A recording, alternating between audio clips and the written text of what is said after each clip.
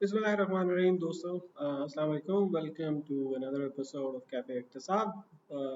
आज हम बात करते हैं नई जो इकोनॉमिक एडवाइजरी काउंसिल बनाई है और क्यों इसका क्या ताल्लुक है कि जो मैंने टाइटल दिया है कि हम नाजुक मोड़ से क्यों नहीं निकलते। तो देखिए, इकोनॉमिक एडवाइजरी काउंसिल बुनियादी तौर पे अब अगर आप दूसरे ममालिक हैं, अमेरिका जैसा मुल्क हो गया, सबसे बड़ी इकॉनमी है दुनिया की, तो उसका आप अगर देखें तो उसमें एक इकोनॉमिक एडवाइजरी काउंसिल होती है। इस इकोनॉमिक एडवाइजरी काउंसिल में करते ये है कि एक मुल्क की काबीना, एक मुल्क की हुकूमत जो है उसको एडवाइस करते हैं, उसको मशवरा देते हैं कि आपने अपनी इक़्तिसाद कैसे चलानी है।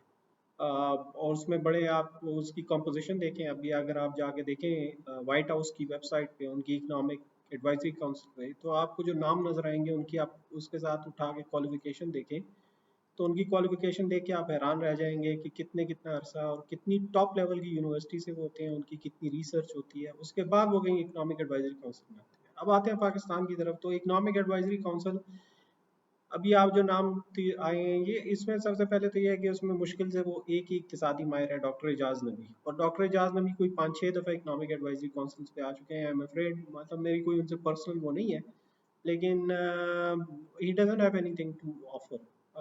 दूसरी बात यह है कि पाकिस्तान में इकोनॉमिक एडवाइजरी काउंसिल ये सिर्फ एक तो लोगों को दिखाने के लिए, दिखावे के लिए बनाई जाती है। हमें सबको पता है कि इकोनॉमी कौन चलाता है, कौन उस पर डायरेक्शन दे रहा है। अब SIFC कौन चला रहा है? SIFC जो है वो कोई सिविलियन गवर्नमेंट चला रही है? नहीं, सबको पता है कि वो फौज चला रही है और फौज का ही जोर है।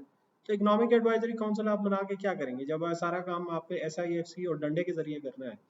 तो ये, और SIFC में और कौन सा इक्तिसादी माहिर है? कोई भी नहीं है। डॉक्टर एजाज नबी, वो सारे कौन है? सारे वही इंडस्ट्रियलिस्ट हैं जो कि गवर्नमेंट से प्रोटेक्शन मांगते हैं कि जी हमें प्रोटेक्शन दे। बाहर वो कम्पीट नहीं कर सकते। गाड़ियों वाले हैं, वो एक साहब है, वो गाड़ियां बनाने वाले, गाड़ियां जो है, गाड़ियां पाकिस्तान में 50-60 साल से बन रही हैं।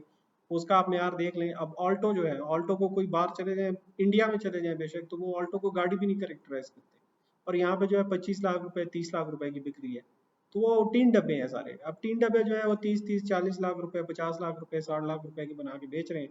अब वो इकोनॉमिक एडवाइजरी, क्योंकि उनको they don't have any competition और प्रोटेक्शन है उनको।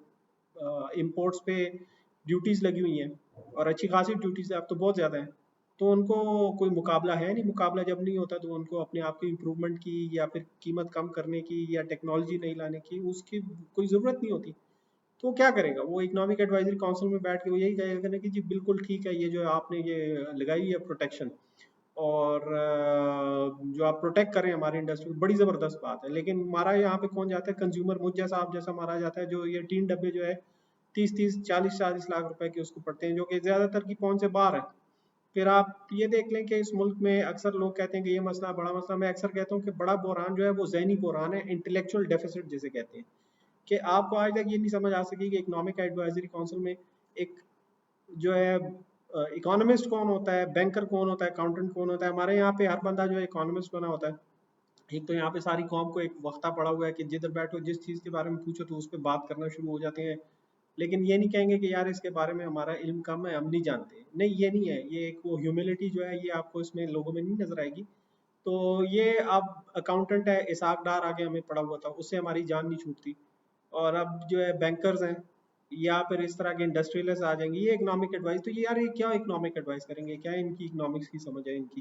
कहीं इधर से उधर से पढ़ के एक प्रेजेंटेशन उठा के लेंगे, ये करें वो करें, वो सबको पता है क्या करना है। They are out of ideas, out of depth, they have nothing new to offer. तो ये इकोनॉमिक एडवाइजरी काउंसिल जो है, ये एक तमाशा है। ये लोगों को दिखाने के लिए कि we are serious about economics. No, you are not serious about economics. चाचू शरीफ, शहबाज शरीफ वगैरह, इनका जो गवर्नेंस स्टाइल है वो यही है कि ये तमाशे और ये ड्रामे बहुत करते हैं, लेकिन कोई मुस्बत काम नहीं कर सकते, कोई सॉलिड काम नहीं कर सकते, specially for the long term. We'll take up this issue in the next incoming the future podcast in Cafe इख्तिसार। बहरहाल फॉर द मोमेंट यही मैंने कहना था इकोनॉमिक एडवाइजरी काउंसिल के बारे में। It's just a waste of time, फजूल, कोई फ़ायदा नहीं है इसका। और इसी वजह से हम इस नॉन सीरियसनेस की वजह से हम यही नाजुक मोड़ पे खड़े हैं, इससे हम कभी इधर उधर नहीं जा सकते।